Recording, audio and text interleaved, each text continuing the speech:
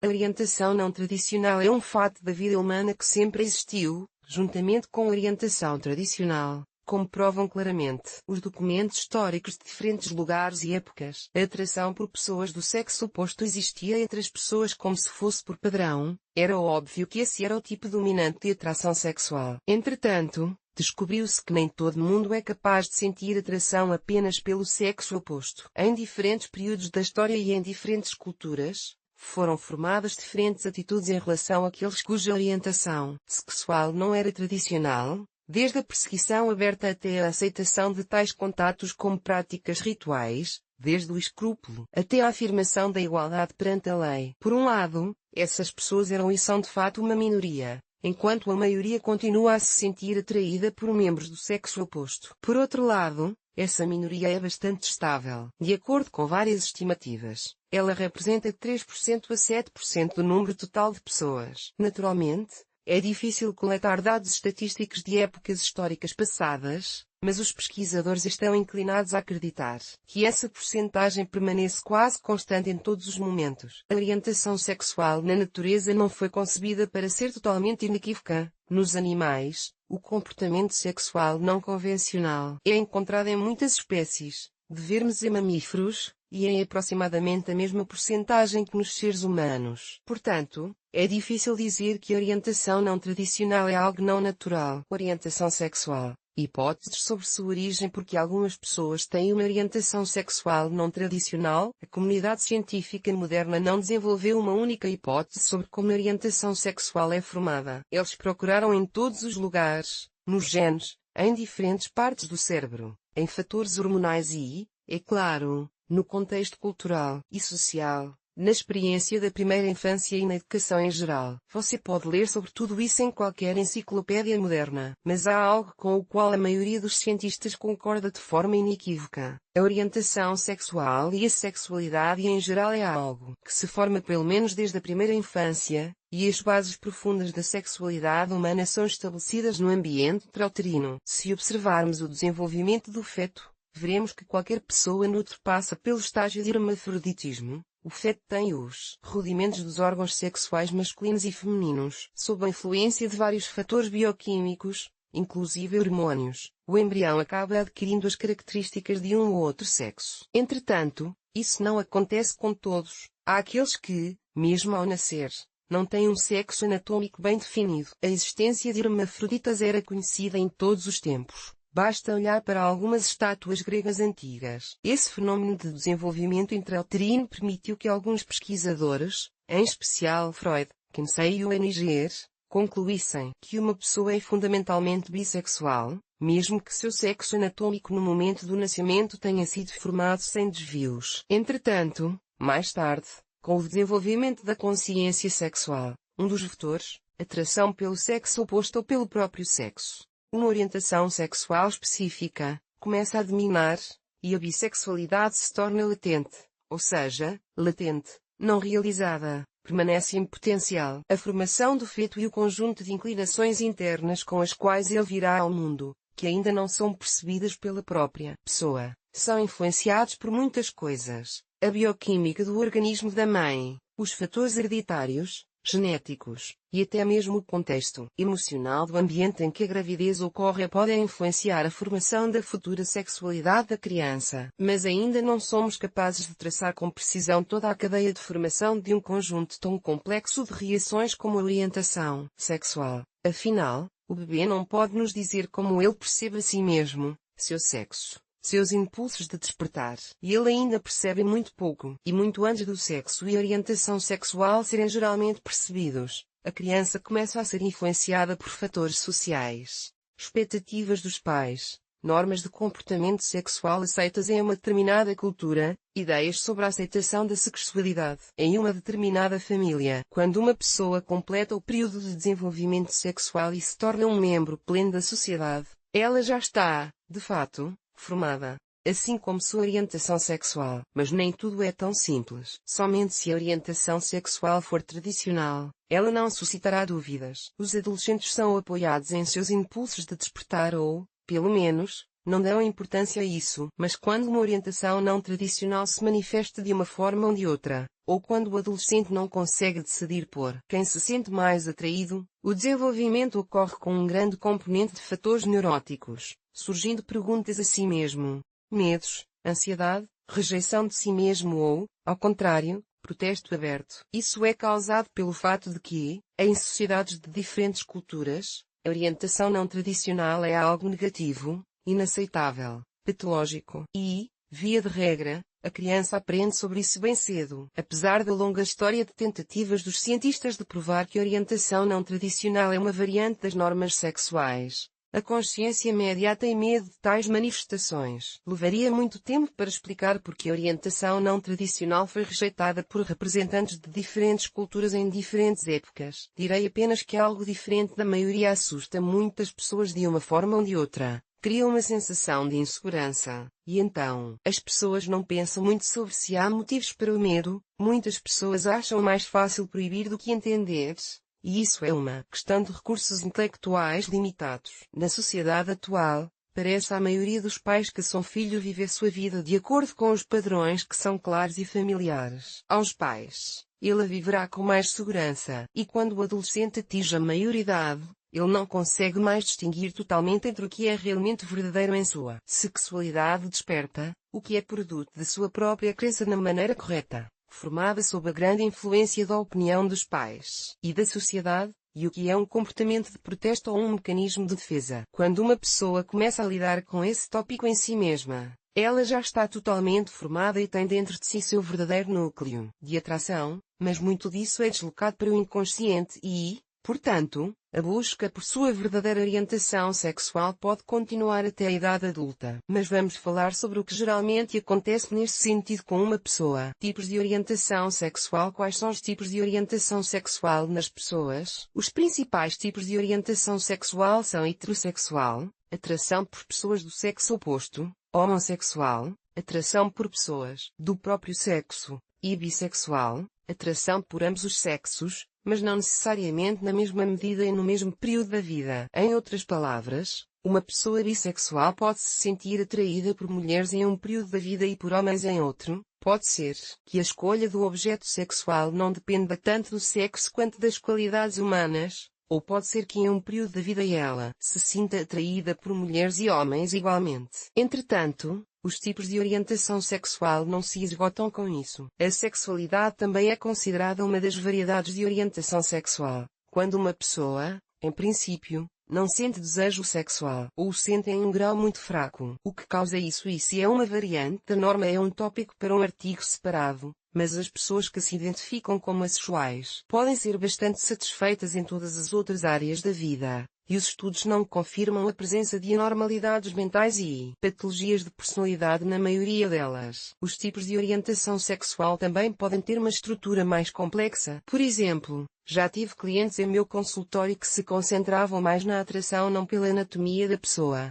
mas pelo género psicológico dela. Por exemplo, um homem se sentia atraído por jovens, tanto homens anatômicos quanto mulheres transgênero anatômicas, que estavam planejando uma cirurgia de mudança do sexo ou que tinham feito uma transição parcial. O que importava não eram as características anatômicas que caracterizavam esse indivíduo, mas o fato de que psicologicamente ele era um homem. Isso foi mais importante no início e no desenvolvimento da atração em meu cliente. Esse homem se considerava homossexual e, no caso do contato com uma mulher que se identificava como homem e buscava assumir um papel social adequado, que se parecia com um homem e estava se preparando para a cirurgia de mudança de sexo, ele sentia que sua anatomia simplesmente não interferia em sua satisfação com os relacionamentos e o contato sexual. Lembro-me também de uma mulher que se identificava como heterossexual, embora tivesse tido 2 episódios de relacionamentos com mulheres masculinas, nos quais ela sentia que ainda era a mesma mulher sendo cuidada por um homem. A psicologia também era mais importante para ela do que as características anatômicas. Ou, por exemplo, um homem que se considerava bissexual,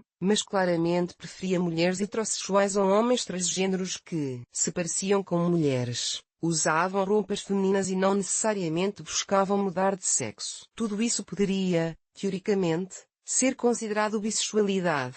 mas os tipos de orientação sexual incluem o termo pansexualidade, que enfatiza a atração por pessoas com um conjunto específico de qualidades, independentemente de sua anatomia. Os estudiosos continuam discutindo sobre a terminologia, mas dá esses exemplos com um único objetivo: mostrar que a orientação sexual envolve mais do que apenas a anatomia. Assim como o género não consiste apenas na configuração dos órgãos genitais, mas também inclui psicologia, papel social e identificação. Também vale a pena mencionar a variante da norma sexual. Na prática sexológica, a seguinte definição é aceita: norma sexual: ações sexuais de sujeitos sexualmente e socialmente maduros, capazes, realizadas por consentimento mútuo e que não envolvam danos à saúde, bem como não violem os limites de terceiros. Simplificando, se esses adultos são responsáveis por suas ações, estão cientes delas, não estão cometendo violência, não estão se envolvendo em atos sexuais com uma pessoa incompletamente consciente,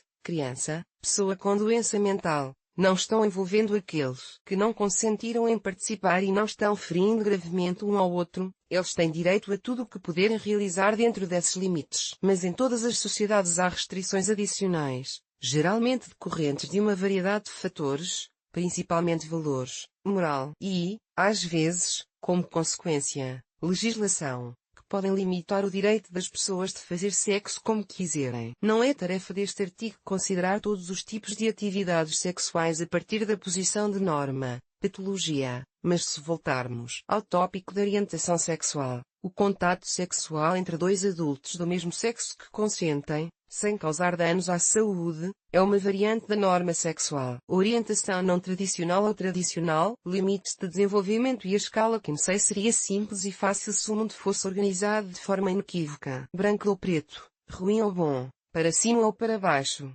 direita ou esquerda, homossexuais puros e heterossexuais igualmente puros. Mas, na realidade, é impossível dividir o mundo em categorias tão simples e compreensíveis. O zoólogo e sexólogo Alfred Kinsey, estudando o comportamento sexual dos seres humanos e animais, chegou à conclusão de que a pura ambiguidade nesse assunto é rara. Dê uma olhada nesta escala e você entenderá tudo por si mesmo. Kinsey confirmou sua hipótese com dados estatísticos abrangentes. Mas, outro fato interessante veio à tona. Além de uma pessoa não ser um representante puro de sua orientação, não é possível avaliá-la nessa escala de uma vez por todas, porque diferentes períodos de idade podem ser caracterizados por diferentes manifestações. Por exemplo, durante a adolescência, quando a sexualidade está apenas despertando, é muito fácil confundir manifestações situacionais de homossexualidade com a verdadeira homossexualidade. Durante esses períodos da vida, meninas e meninos existem em suas próprias companhias, predominantemente do mesmo sexo, ou em duplas de amigos. As amizades nessa idade podem ser muito importantes. Elas são realmente íntimas durante esse período, e muitos de meus clientes confessaram sentir atração, por exemplo, por uma namorada ou amiga de seu próprio sexo. Às vezes, isso até levou a alguns contatos sexuais situacionais. A curiosidade sobre a sexualidade era forte e ainda era difícil e assustador decidir ter contatos com o sexo oposto. Mas depois esses impulsos se dissiparam e, com o amadurecimento e o surgimento de um acesso mais amplo ao sexo oposto, o desenvolvimento da habilidade de comunicação e conhecimento, a manutenção de relacionamentos, essas aventuras acidentais começaram a ser percebidas como um jogo e até mesmo esquecidas por um longo tempo. Muitas vezes, ao trabalhar com adolescentes, deparei-me com o fato de que a adoração entusiasmada, por exemplo, de um professor mais velho foi confundida com uma paixão e o adolescente começou a se perguntar: será que tenho uma orientação não tradicional? Mas, em geral, para a maioria das pessoas, essas paixões não trazem nenhuma informação sobre qual será a verdadeira orientação sexual de um adulto no futuro. Elas têm uma finalidade completamente diferente: revelar ao próprio adolescente a força de suas emoções, permitir que ele demonstre curiosidade sexual, estudar a si mesmo e suas reações. Os sentimentos maduros e a atração realmente forte vêm, em geral, mais tarde. Acontece exatamente o contrário. Uma pessoa que na adolescência estava no escuro em relação aos colegas de seu sexo, cresceu, vive uma vida heterossexual normal e, de repente, começa a sentir uma forte atração por seu sexo na idade adulta. Como isso é possível? Via de regra, é uma consequência de uma educação rígida. Se uma criança, desde cedo, é ativamente doutrinada com o horror da homossexualidade, enfatizando que a orientação não tradicional é uma desgraça e um pesadelo. Então até mesmo as manifestações latentes de sua própria bissexualidade, que, lembre-se, é inerente a todos por natureza, a criança fará o possível para suprimir e suplantar. Como resultado, sua atração começará a se formar não como sua natureza exige, mas como a sociedade exige. Além disso, isso acontece de forma diferente com meninas e meninos. Os meninos, por algum tempo, sob a influência dos fortes hormônios da adolescência, parecem que as meninas satisfazem muito bem seus desejos. De fato, isso afeta a promiscuidade geral dos desejos juvenis masculinos, especialmente naqueles que têm uma constituição sexual forte. O instinto, no momento de pico da sexualidade, exige uma saída tão poderosa que dá origem à capacidade de se satisfazer com praticamente qualquer objeto mais ou menos adequado. E dado o fato de que a garota recebe o rótulo de o objeto ao certo de todos ao redor, a aprovação geral desse passe do jovem alimenta seu ardor. E somente quando o tema da autoafirmação na sociedade fica em segundo plano, a verdadeira orientação sexual de uma pessoa pode se manifestar. Em minha prática, já tive clientes homens que conseguiram se casar na onda da autoafirmação e até tiveram filhos. Porém, mais tarde, quando a atração exigia outros fatores mais profundos, a atração pela esposa desaparecia completamente e a orientação não tradicional subitamente se anunciava com um amor inesperado, mas apaixonado e irresistível. Com as mulheres, a situação era um pouco diferente. Muitas delas começaram a se relacionar com homens, sem serem guiadas por impulsos sexuais, ou apenas por curiosidade. Para muitas delas, outras coisas eram importantes. A amizade profunda, segurança, apoio ao desejo da mulher de ser mãe. Eu achava que o sexo não era a coisa mais importante,